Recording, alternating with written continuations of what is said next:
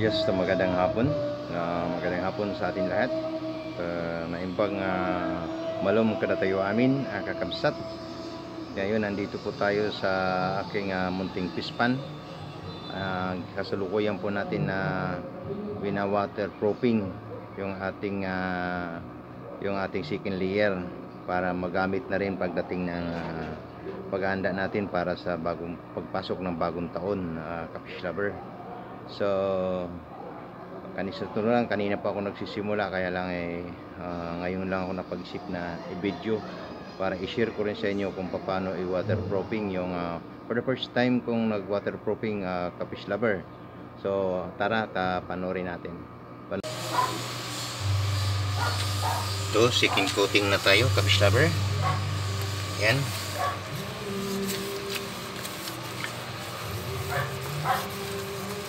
Medyo kinapalan lang natin para sigurado talaga na hindi natatagas. So second coating ito, kafish lover, medyo malapot na yung ginamit natin na kafish lover pag semento, pag waterproofing, yung Bostik. Ito, kafish lover, pakita ko. Ayan, Bostik power mix, kafish lover. Ayan.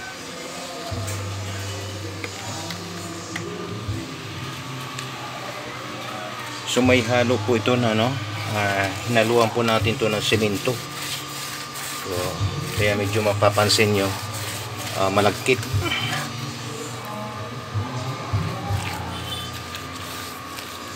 Nagkit dahil mayroon po tayong nilusaw, hinalo at nilusaw po natin yung semento, kafish lover.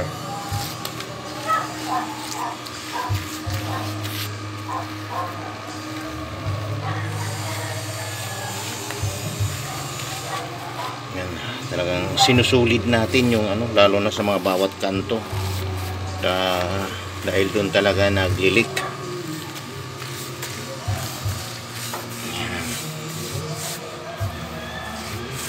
Buti na lang minute para hindi ma-storbo tayo sa pag-waterproofing.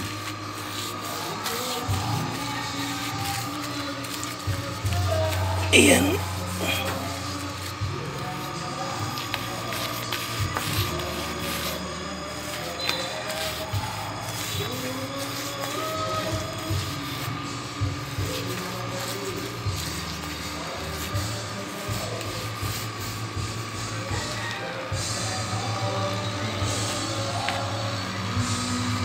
Sa isang division na kafish lover, ayan,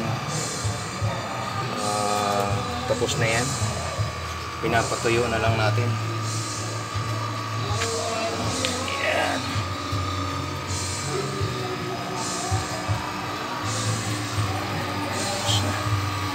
Ito malaki kong kadidi.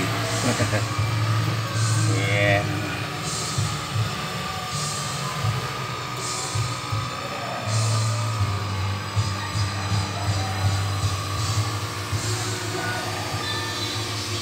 Malaki-laki itong top.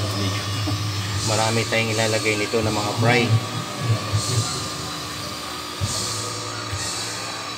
Ayan. Good. Ayan. Ito yung malapit na tayo matapos sa kafish lover. Matesting na rin natin malagyan ng tubig. 3 araw before lagyan natin ng tubig.